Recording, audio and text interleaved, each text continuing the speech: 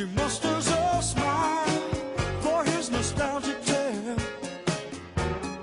Never coming near what he wanted to say, only to realize it never really was. She had a place in his life.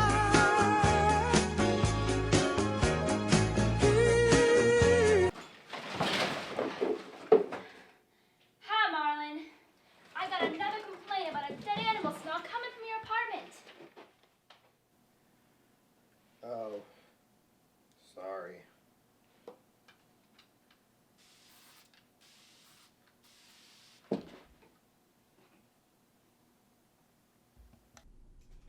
And what about that?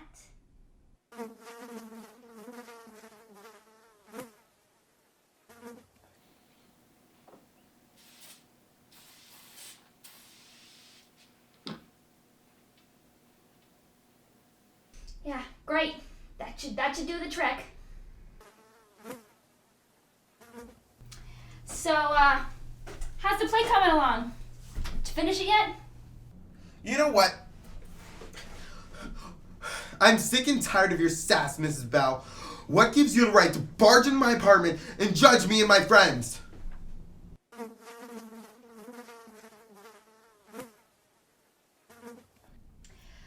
Well, when other people complain about unbearable odors, I have to look into it. And you don't answer your door anymore. I thought we might have another case of Mr. Haagendoggle on our hands. And he used to poop in a box. You're not pooping in a box, are you?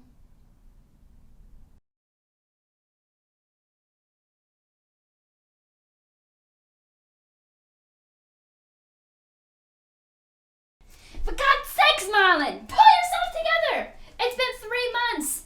You need to either move on or move out. I'm done covering your sorry ass. Stop rushing me, Mrs. Bell.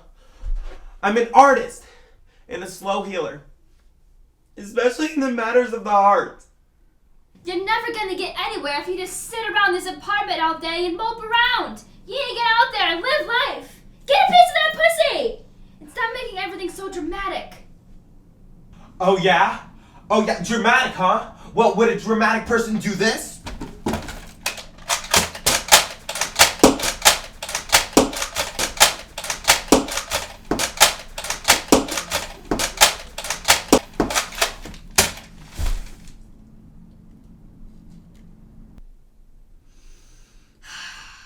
Okay, I'm leaving now. You have a week to clean all this up before I call the producer of Hoarders and get your sorry ass thrown out of here.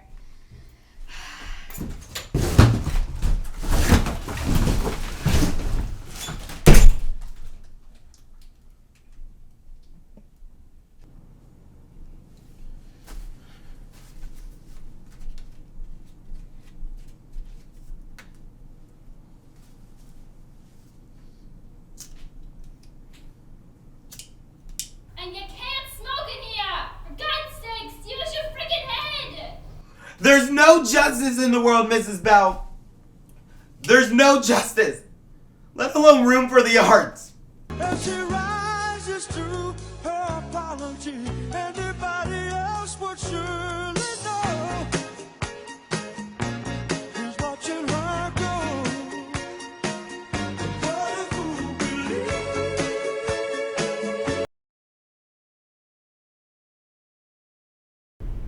She was the love of my life, Charlie. Now I lost her all over again. All over again? I mean, you barely knew her to begin with. You only hung out with her like 3 times. How can you say that? And it was 3.5. I saw her that one time at Walmart, don't you remember? And I thought you were on my side. I am, Marlon. I am. And I don't know, maybe it's time to move on. I mean, we really need to start working on this play again. I can't. Sometimes I think you just like being sad.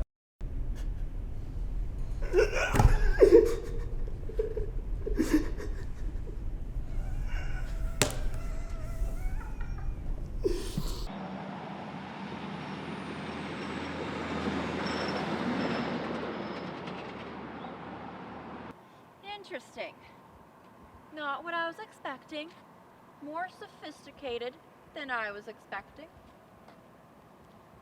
How about this one? Marry, screw, kill, Yoda, Chewbacca, the Ewok King. Wow, that is a tough one. But you leave me no choice. Screw Chewbacca, kill Yoda, and marry the Ewok King. Explain. Well, with Yoda, I mean, he's old. Plus, he's wise enough to understand my predicament. True.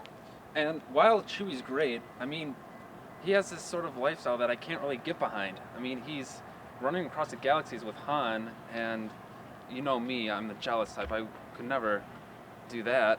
And with him, it'd be a one and done. And I'm not materialistic, sis, but with the Ewok King, with the position that he has, I mean, I feel like he could really take care of me and nurture me and welcome me into his tribe.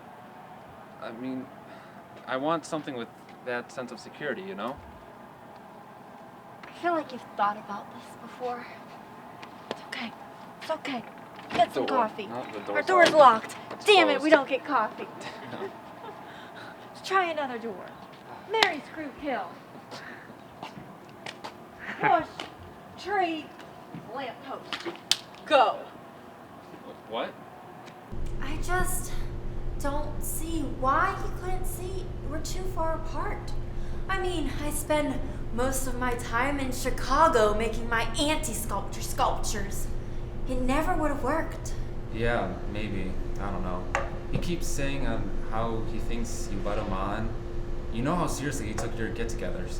There's nothing I could do about that, Charlie. If I cut off all contact with him, he still would have been miserable. No, he wouldn't. Well, actually, maybe, yeah. He's not writing anymore, and I don't know what to do with him. We've set a deadline for ourselves, and we're way behind. This isn't somehow my fault, Charlie. He knows I'm leaving in the fall, and I'm not coming back. Is that the only reason why you won't give him a chance? Yes! Well, it's a big one anyways. He's so narcissistic, and he's so pretentious, and he's so full of himself, and everything has to be about him, and how he looks, and how he feels, and how he appears. Remember when we went to the zoo, and he was jealous of the otters? That is a good point. Ouch. I think my foot fell asleep. Try stomping it out. Because it's not even because he's like a little shorter than me. I'm not shallow.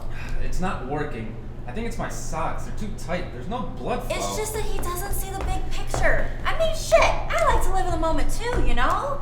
But I hardly even know who he is. I thought you said you liked him since you both were in the 10th grade. For a while, but besides, that doesn't mean anything to me anymore. Well, I think it's gonna take a little convincing for Marlon. He thinks you're his soulmate.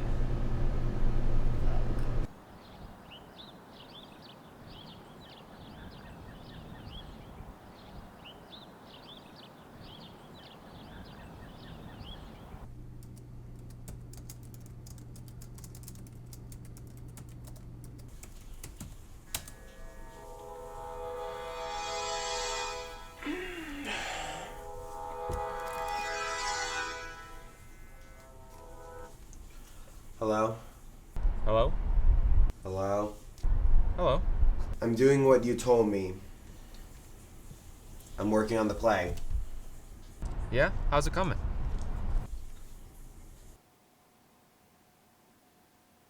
Yeah, I think I'm making some valid points.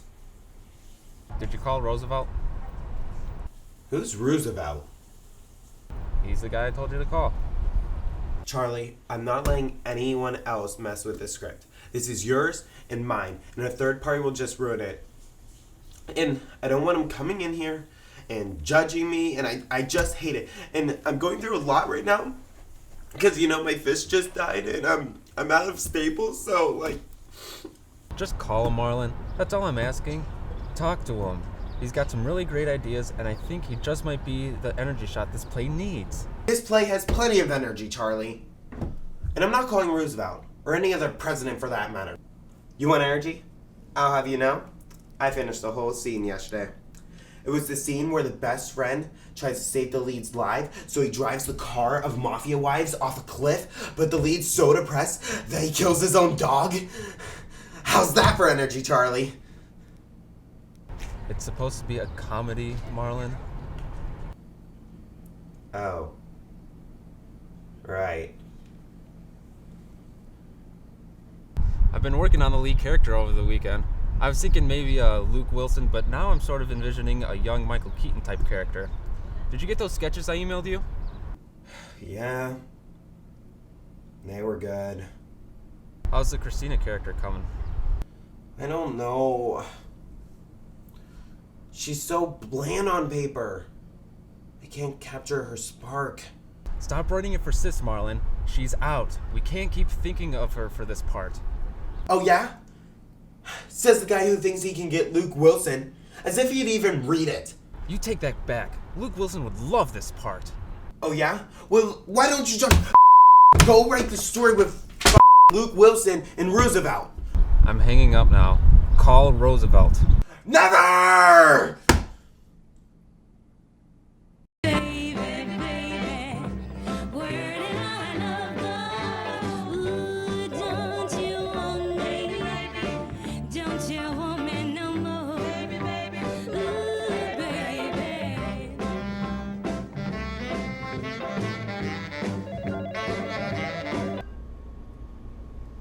You've got Roosevelt. Hi, this is Marlon. Who am I speaking to? Roosevelt. I know. I was making a joke. So, anyway, Charlie asked me to call you, but I don't think it's really gonna work out. I mean, me and Charlie already have this rhythm, and it'd take a while for you to sync up, and that's way too much to ask, so... Look, Marlon, I don't know you, but Charlie said you were a sensitive guy. I respect that. I do. I read your script, Marlon, and it's good. Did you follow me so far, old sport? Yeah, I suppose so. Revolutionary. Absolutely revolutionary. Now, Charlie was telling me that you were pushing to add more farts into the script. Is that true? Yes, and I'm afraid that's something I won't back down on. I'm firm in my position on that. I agree with you, Marlon. Really? Absolutely. Flatulence is my passion. I try to insert it as much as possible into each of my artistic projects. Pour vivre et veter. I don't like to brag about this, but I can fart on command. No. Yes. Well, let's hear something.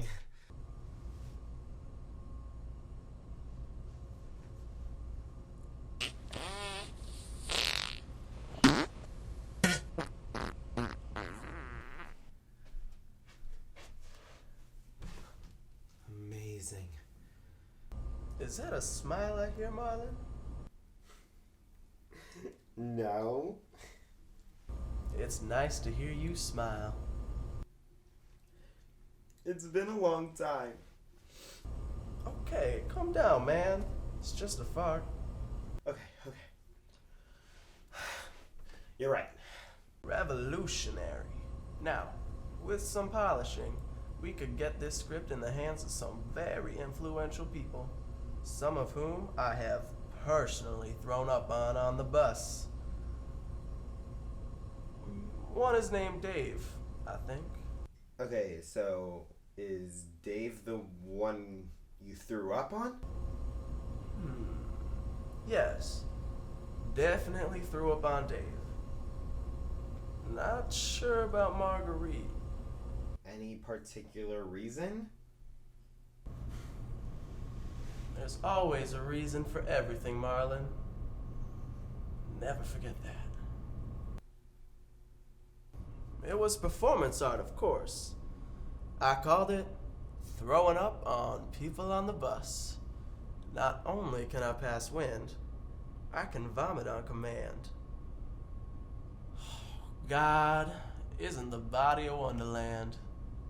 Yeah, sure, but do you have any influential connections that you haven't vomited on? Well, yes, I suppose. There's always Lonnie Tunst, but that could change at any time. No, not Tunst. Never Tunst. Oh, do you know the Tunster?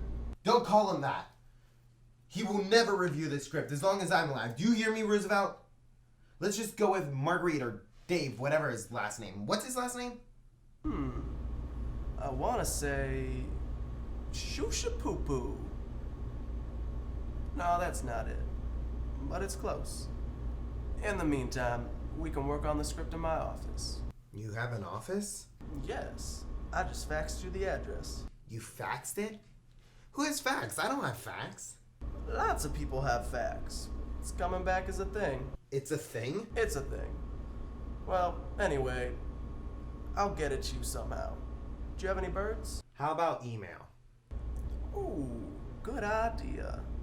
Very French. What's your email?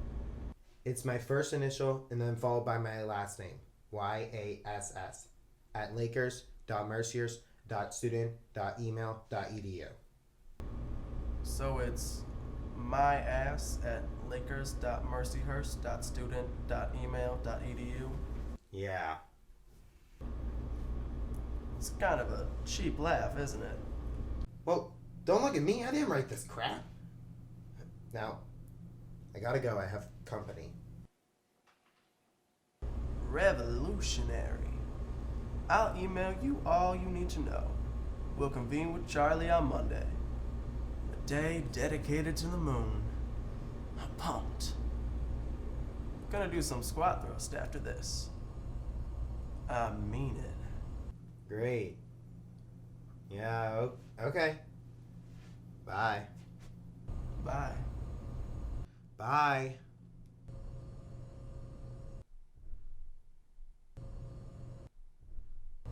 Bye. Bye.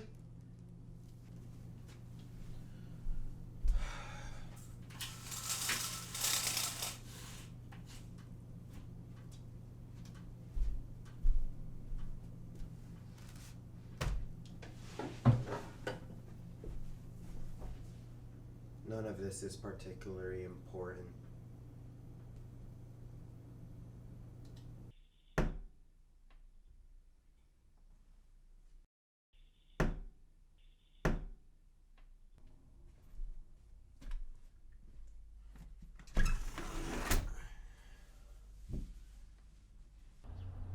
Hi! Hi. I brought you some mandarins. Charlie said you were out of mandarins. Well, what brand are they? It says cuties. That's not my brand. Oh, Well, is there anything else? I have beef sticks. Okay, I'll accept them.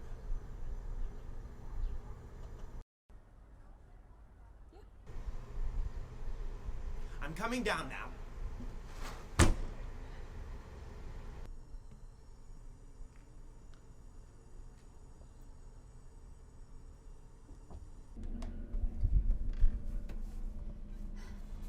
It's amazing how we take light for granted. I wish I was born 1,000 years ago so I could experience light how it really ought to be experienced. Well, yeah, but you'd also get to experience the bubonic plague and polio, probably die at childbirth, but there was talk about beef sticks. In the bag. Well, Well, Well? Well, Charlie's worried about you. He asked me to come over and see how you are. The reports have been exaggerated, Eloise. I'm fine. I'm doing just fine. I have my spoon collection, Spanish lessons. Alright. It's all coming together for me. Yeah. Well, that's great.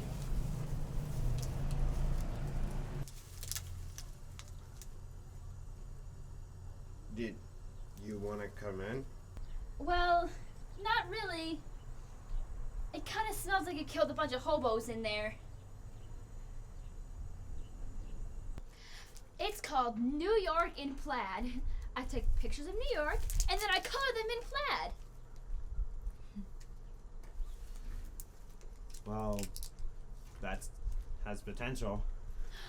That's exactly what my dentist said. He would know. Yeah, maybe. So, how's your work coming? It's all bland and meaningless. There's nothing left. There's no spark in life. Nothing will happen to me. Nothing will ever happen to me. I'm stuck in an unending void of nothingness. Jeez. I thought you were supposed to be a comedian writer. Yeah. You know. Really? Is that your best response? Well, yeah. You know. Oh, come on, Marlon. This play needs an ending. I know it's none of my business, but you just need to sit down and finish it. You and Charlie have spent way too much time and way too much money on that gorilla suit to go back now. You're right. I need you to deliver a letter for me. It's just one letter. It doesn't even say anything. But you have to promise. Promise me you won't read it. Okay. Hey, we had a deal. Dear sis, how are you? I'm fine. I just wanted to tell you that I will never stop loving you, and that sometimes I think about you so much that I pass out and I don't wake up for days. The record is 3. Please write back or unblock me from Facebook so that I may continue my courtship of you, and that we may continue our correspondence without having to go through these fools who will never understand what we have. All my honky-tonk country lovins. Marlon. That last part's an inside joke. You wouldn't understand. Oh! Did you spray us with Axe body spray? God, Marlon, you really are a mess. I know. It's bad. Look, you have a chance to start over and do something great with Charlie and this Roosevelt guy. Now, it's not going to be bad forever unless you actively keep it that way, like you're doing now. I know you're going to say you hate yourself and that you don't believe me, but it's true. You're a really funny guy, Marlon. Really? You really think so? Yeah. Sure. Why not? Oh, wow, Jesus! What the hell? I'm sorry, I'm just confused. Jeez, Marlon, get a grip. I'm keeping the meat sticks. I'm sorry.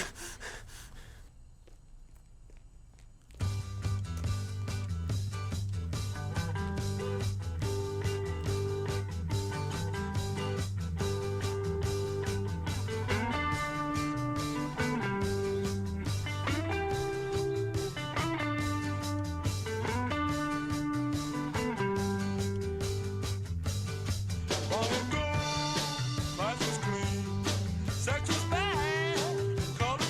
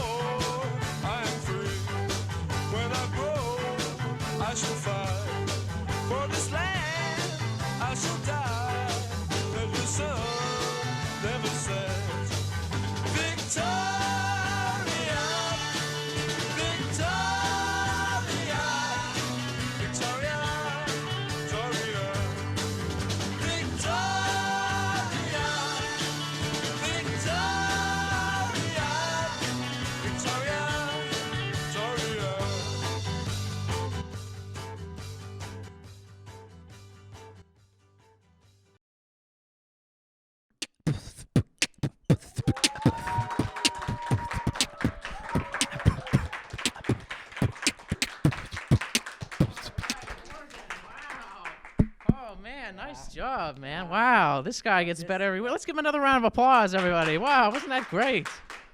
Woo! All right, so you can go take a seat, Morgan. Well job, well done. All right. Next, we have Mr. Marlon, who's going to read some poetry, as I understand it. So, Marlon, why don't you come on up? Let's give him some applause, give him some encouragement there. All right. Go ahead, go ahead and you take it away. You got this.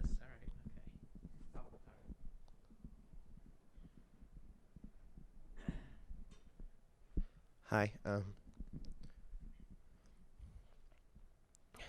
Hi. I stand here a broken man, but some of the best artists are filled with sadness, like Dante or Van Gogh or Lil Wayne.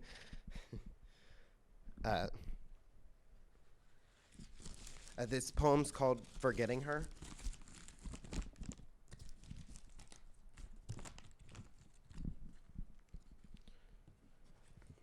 The wrench sit by my bed, as do the thoughts of you in my head.